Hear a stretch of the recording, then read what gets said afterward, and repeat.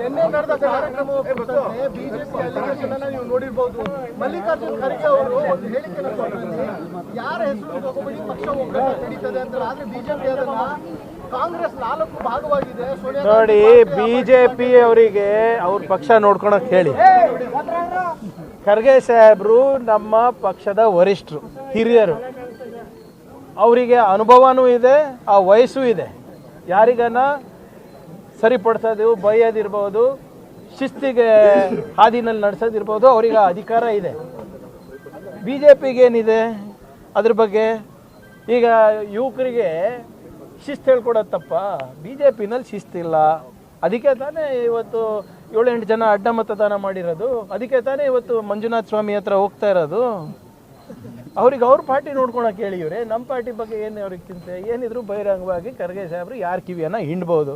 ಆ ವಯಸ್ಸಿದೆ ಅವರಿಗೆ, ಆ ಅನುಭವ ಇದೆ. ಕಾಂಗ್ರೆಸ್ ಅನ್ನೋ ರೀತಿಯಲ್ಲಿ ಅರೆ 100 ಭಾಗ ಆಗಿದೆ ರೀ. ಅವ್ರಿಗೇನು ಸಮಸ್ಯೆ? ಒಳ್ಳೇದಲ್ವಾ? ನಮ್ಮ ಪಕ್ಷದಲ್ಲಿ ಒಗ್ಗಟ್ಟಿಲ್ಲ ಅಂದರೆ ಬಿ ಜೆ ಪಿಗೆ ಒಳ್ಳೇದಲ್ವಾ?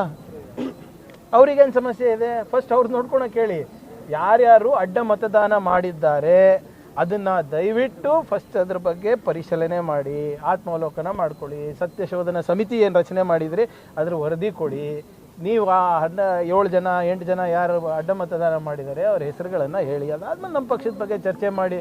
ಪಾಪ ಅಧ್ಯಕ್ಷರು ಮಂಜುನಾಥ ಸ್ವಾಮಿ ಹತ್ರ ಹೋಗೋಣ ಅಂತ ಇದ್ದಾರೆ, ಬೇರೆಯವ್ರು ಬೇಡ ಅಂತ ಇದ್ದಾರೆ. ಎಷ್ಟು ಭಾಗ ಆಗಿದೆ? ಇವರು ರಾವನ ಹೆಸರಲ್ಲೇ ಲೂಟಿ ಮಾಡಿದವರು, ಮಂಜುನಾಥ ಸ್ವಾಮಿ ಅವ್ರ ಹೆಸರಲ್ಲಿ ಇವರು ನಿಜ ಹೇಳ್ತಾರೆ ಅಂದ್ಕೊಂಡವ್ರ ಇವರು? ಅಯೋಧ್ಯೆಯಲ್ಲಿ ಶ್ರೀರಾಮನ ಹೆಸರಲ್ಲೇ ಸಾವಿರಾರು ಕೋಟಿ ಲೂಟಿ ಮಾಡಿದಂಥ ಬಿ ಜೆ ಪಿಯವರು ಇವತ್ತು ಮಂಜುನಾಥ ಸ್ವಾಮಿ ಅವ್ರಿಗೆ ಬಿಡ್ತಾರಾ? ನಿನ್ನೆ ನಡೆದ ಕಾರ್ಯಕ್ರಮ ಬಿಜೆಪಿ ಅಲಿಗೇಷನ್ ಅನ್ನ ನೀವು ನೋಡಿರಬಹುದು. ಮಲ್ಲಿಕಾರ್ಜುನ್ ಖರ್ಗೆ ಅವರು ಒಂದು ಹೇಳಿಕೆಯನ್ನು ಕೊಟ್ಟಿದ್ದಾರೆ, ಯಾರ ಹೆಸರು ತಗೋಬೇಡಿ ಪಕ್ಷ ಒಗ್ಗಟ್ಟು ನಡೀತದೆ ಅಂತ. ಆದ್ರೆ ಬಿಜೆಪಿ ಅದನ್ನ ಕಾಂಗ್ರೆಸ್ 4 ಭಾಗವಾಗಿದೆ. ನೋಡಿ, ಬಿಜೆಪಿ ಅವರಿಗೆ ಅವ್ರ ಪಕ್ಷ ನೋಡ್ಕೊಳಕ್ ಹೇಳಿ.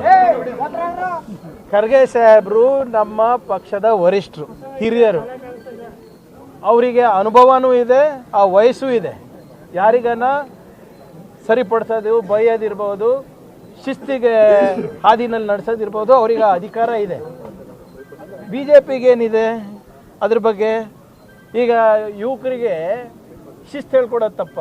ಬಿ ಜೆ ಪಿನಲ್ಲಿ ಶಿಸ್ತಿಲ್ಲ, ಅದಕ್ಕೆ ತಾನೇ ಇವತ್ತು 7-8 ಜನ ಅಡ್ಡ ಮತದಾನ ಮಾಡಿರೋದು. ಅದಕ್ಕೆ ತಾನೇ ಇವತ್ತು ಮಂಜುನಾಥ ಸ್ವಾಮಿ ಹತ್ರ ಹೋಗ್ತಾ ಇರೋದು. ಅವ್ರಿಗೆ ಅವ್ರ ಪಾರ್ಟಿ ನೋಡ್ಕೊಳಕ್ಕೆ ಹೇಳಿ. ಇವ್ರೆ ನಮ್ಮ ಪಾರ್ಟಿ ಬಗ್ಗೆ ಏನು ಅವ್ರಿಗೆ ಚಿಂತೆ? ಏನಿದ್ರು ಬಹಿರಂಗವಾಗಿ ಖರ್ಗೆ ಸಾಹೇಬ್ರು ಯಾರ ಕಿವಿಯನ್ನ ಹಿಂಡ್ಬೋದು. ಆ ವಯಸ್ಸಿದೆ ಅವರಿಗೆ, ಆ ಅನುಭವ ಇದೆ. ಕಾಂಗ್ರೆಸ್ ಅನ್ನೋ ರೀತಿಯಲ್ಲಿ ಅರೆ 100 ಭಾಗ ಆಗಿದೆ ರೀ. ಅವ್ರಿಗೇನು ಸಮಸ್ಯೆ? ಒಳ್ಳೇದಲ್ವಾ? ನಮ್ಮ ಪಕ್ಷದಲ್ಲಿ ಒಗ್ಗಟ್ಟಿಲ್ಲ ಅಂದರೆ ಬಿ ಜೆ ಪಿಗೆ ಒಳ್ಳೇದಲ್ವಾ? ಅವ್ರಿಗೇನು ಸಮಸ್ಯೆ ಇದೆ? ಫಸ್ಟ್ ಅವ್ರು ನೋಡ್ಕೊಳಕ್ಕೆ ಹೇಳಿ. ಯಾರ್ಯಾರು ಅಡ್ಡ ಮತದಾನ ಮಾಡಿದ್ದಾರೆ ಅದನ್ನು ದಯವಿಟ್ಟು ಫಸ್ಟ್ ಅದ್ರ ಬಗ್ಗೆ ಪರಿಶೀಲನೆ ಮಾಡಿ, ಆತ್ಮಾವಲೋಕನ ಮಾಡ್ಕೊಳ್ಳಿ. ಸತ್ಯಶೋಧನಾ ಸಮಿತಿ ಏನು ರಚನೆ ಮಾಡಿದ್ರಿ ಅದ್ರ ವರದಿ ಕೊಡಿ.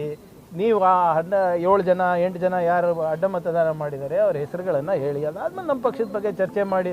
ಪಾಪ ಅಧ್ಯಕ್ಷರು ಮಂಜುನಾಥ ಸ್ವಾಮಿ ಹತ್ರ ಹೋಗೋಣ ಅಂತ ಇದ್ದಾರೆ, ಬೇರೆಯವ್ರು ಬೇಡ ಅಂತ ಇದ್ದಾರೆ. ಎಷ್ಟು ಭಾಗ ಆಗಿದೆ? ಇವರು ರಾವನ ಹೆಸರಲ್ಲೇ ಲೂಟಿ ಮಾಡಿದವರು, ಮಂಜುನಾಥ ಸ್ವಾಮಿ ಅವ್ರ ಹೆಸರಲ್ಲಿ ಇವರು ನಿಜ ಹೇಳ್ತಾರೆ ಅಂದ್ಕೊಂಡವ್ರ ಇವರು?